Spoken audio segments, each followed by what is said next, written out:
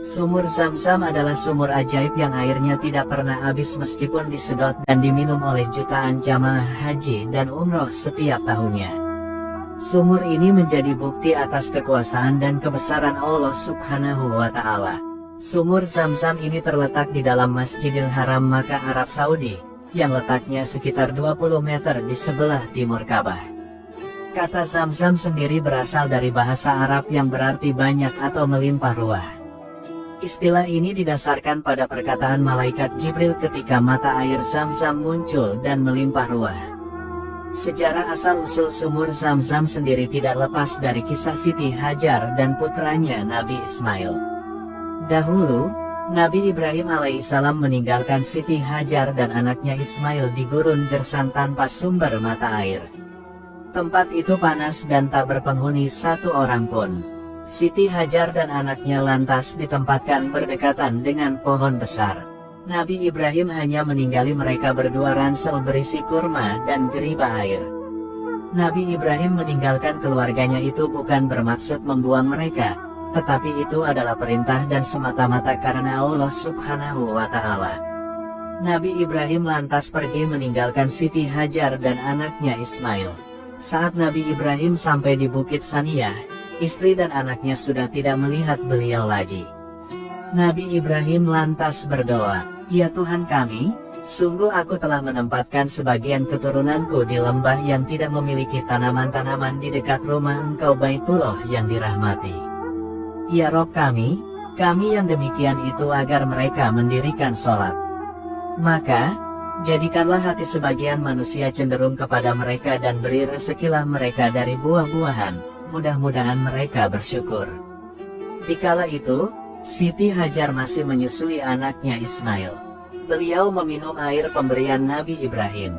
Namun di saat perbekalan air habis, beliau dan Ismail benar-benar merasa kehausan. Nabi Ismail kecil hanya bisa menangis saat haus di tengah gurun pasir yang tandus dan panas. Siti Hajar selaku ibu tentu tidak tega melihat anaknya kehausan. Kebingungan lantas menyelimuti Siti Hajar. Kondisi mereka di tengah gurun tanpa berpenghuni, dan ketika mau mencari pertolongan tidak ada satu orang pun yang bisa dimintai tolong. Kondisi ini benar-benar ujian besar bagi Siti Hajar dan anaknya Ismail. Siti Hajar lalu berusaha mencari pertolongan. Terlihat sebuah bukit terdekat yang kini bernama Bukit Sofa. Beliau lantas menaiki puncak bukit untuk melihat apakah ada seseorang. Namun, ternyata tak ada seorang pun. Beliau lantas turun lagi ke lembah. Beliau melipat pakaiannya sampai sebatas lengan, lalu berlarian kecil seperti orang yang keletihan. Setelah melalui lembah, beliau lantas menuju dan menaiki puncak Gunung Marwa. Namun lagi-lagi beliau tidak melihat satu orang pun. Beliau melakukan hal itu sebanyak 7 kali. Nah, peristiwa inilah yang kemudian menjadi bagian ritual ibadah haji dan umroh, yaitu sa'i di antara Bukit Sofa dan Marwa. Saat berada di Bukit Marwa, Siti Hajar mendengar ada suara sesuatu. Dalam hatinya ia berkata, "Diamlah."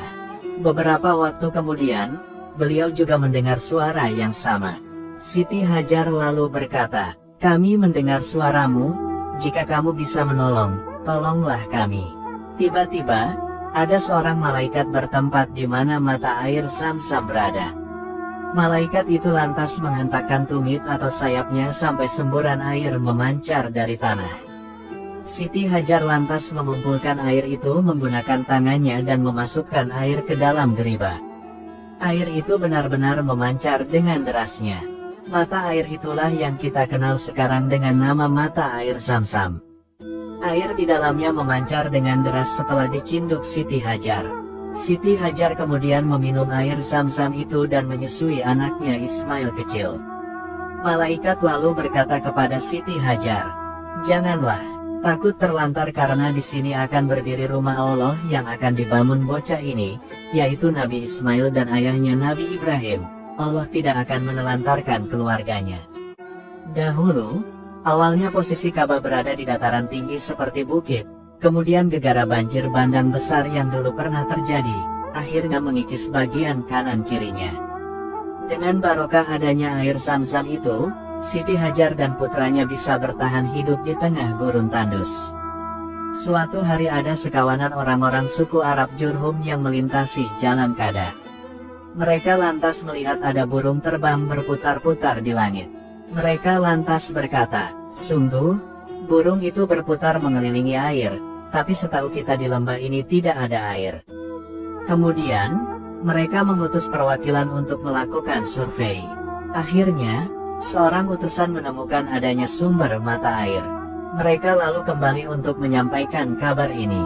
Mereka semua lantas berjalan menuju sumber air itu. Setelah sampai di sumber air, mereka mendapati ada seorang wanita yang tak lain adalah Siti Hajar.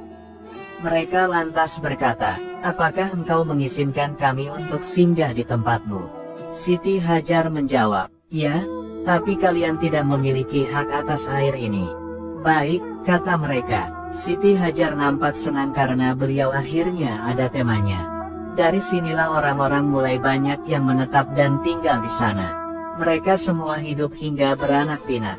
Tahun demi tahun akhirnya populasi kawasan itu meningkat hingga menjadi ramai.